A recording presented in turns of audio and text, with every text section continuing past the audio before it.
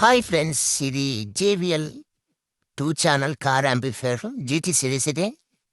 దీని ప్రాబ్లం ఏమంటే ఆన్ అవుతుంది బట్ ప్రొటెక్షన్‌లోకి వెళ్తుంది ఫ్రెండ్స్ ఇది. ఒకసారి మీకు ఆన్ చేసి చూపిస్తాను. అండ్ దీని మోడల్ నంబర్ వచ్చేసి GTX424. దీన్ని ఆన్ చేసి చూపిస్తాను. ఆన్ అయింది. చూడొచ్చు. మళ్ళీ వెంటనే ప్రొటెక్షన్‌లోకి వెళ్ళింది. దీన్ని కంప్లీట్‌గా మన బోర్డు బయటికి రిమూవ్ చేసి చూద్దాం.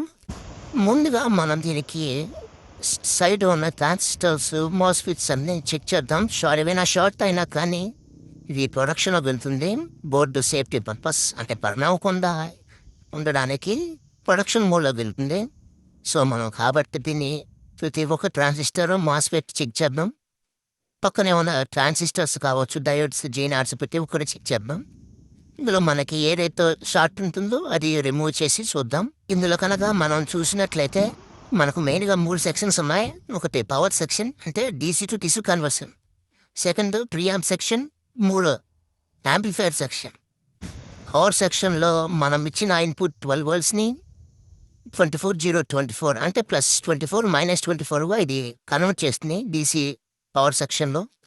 అండ్ ప్రీయాంప్ సెక్షన్ వచ్చేసి మనం ఇన్పుట్ గెయిన్ అడ్జస్ట్ చేసుకోవచ్చు. అదేవిధంగా ఫ్రీక్వెన్సీని కూడా అడ్జస్ట్ చేసుకోవచ్చు.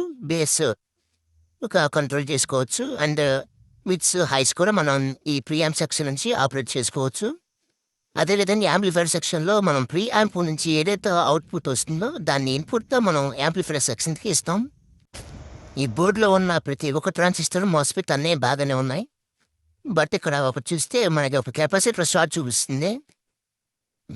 అది కెపాసిటర్ కూడా మనకి జీనార్ డయోడ్‌తో ప్యారలల్‌గా ఉంది. మనం ఒకసారి క్రాస్ చెక్ చేద్దాం. దీన్ని కూడా మనం బోర్డు నుంచి కూడా చూద్దాం అసలుకి ఏముంది దానికి ప్యారలల్‌గా అనేది. ఒక జీనార్ డయోడ్ ఉంది. దీన్ని మనం బోర్డు నుంచి రిమూవ్ చేసి ఒకసారి చూద్దాం. ఈ బోర్డు నుంచి రిమూవ్ చేశాను.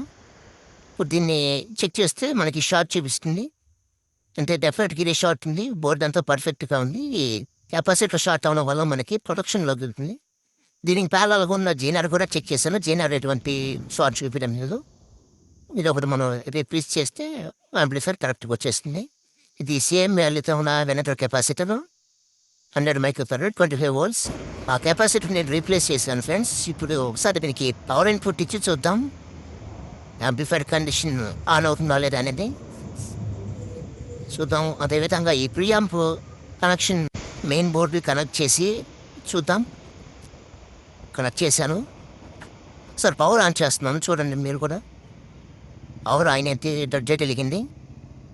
ప్రొడక్షన్ ఇస్ రిలీజ్ అయింది ఫ్రెండ్స్. పవర్ ఆన్ అయింది. ఒకసారి చూడండి మీరు కూడా. సార్ మనం అదేవిధంగా స్పీకర్ టెర్మినల్స్ కనెక్ట్ చేసి యాంప్లిఫైయర్ సెక్షన్ వర్కింగ్లో ఉందా లేదని చూద్దాం. మీరు చూడొచ్చు 2 వైర్లు నేను కనెక్ట్ చేశాను ఫ్రెండ్స్. అలాగే మన ఛానల్ని ఫాలో చేసి వీడియోని లైక్ చేయండి ఫ్రెండ్స్.